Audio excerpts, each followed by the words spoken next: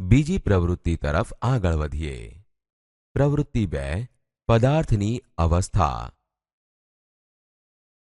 વર્ણન.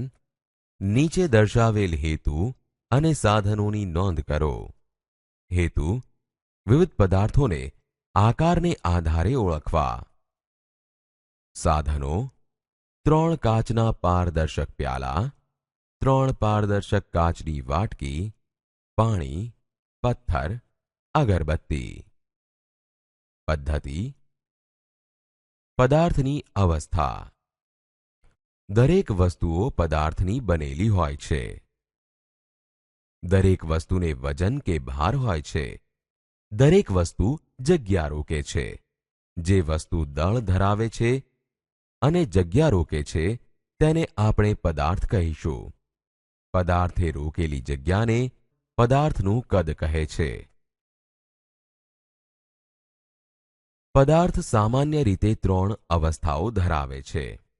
1 ઘન, 2 પ્રવાહી, 3 વાયુ. ઘન પદાર્થ. ઘન પદાર્થને જે વાસણમાં રાખવામાં આવે છે તેના જેવા આકારમાં ઢળી જતો નથી.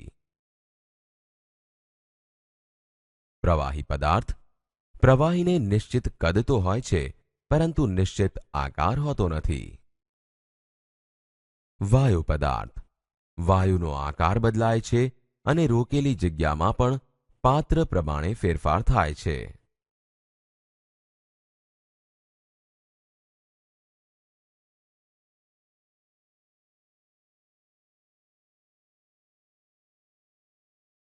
પદાર્થ પાણી.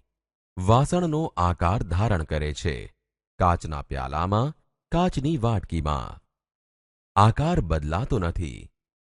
કાચના પ્યાલામાં, કાચની વાટકીમાં.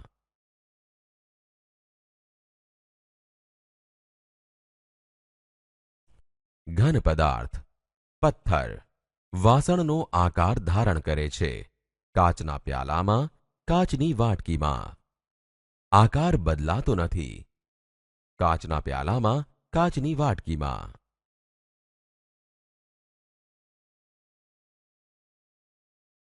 વાયુ પદાર્થ. ધુમાડો. વાસણનો આકાર ધારણ કરે છે. કાચના પ્યાલામાં, કાચની વાટકીમાં. આકાર બદલાતો નથી. કાચના પ્યાલામાં, કાચની વાટકીમાં. વાસણનો આકાર ધારણ કરે છે. કાચના પ્યાલામાં, કાચની વાટકીમાં. આકાર બદલાતો નથી. કાચના પ્યાલામાં, કાચની વાટકીમાં. પદાર્થ પાણી. વાસણનો આકાર ધારણ કરે છે. પથ્થર. આકાર બદલતો નથી. ધુમાડો. વાસણનો આકાર ધારણ કરે છે. ઘન પદાર્થને પોતાનો આકાર હોય છે. તેમને બીજા વાસણોમાં મૂકતા તેઓ પોતાનો આકાર બદલતા નથી.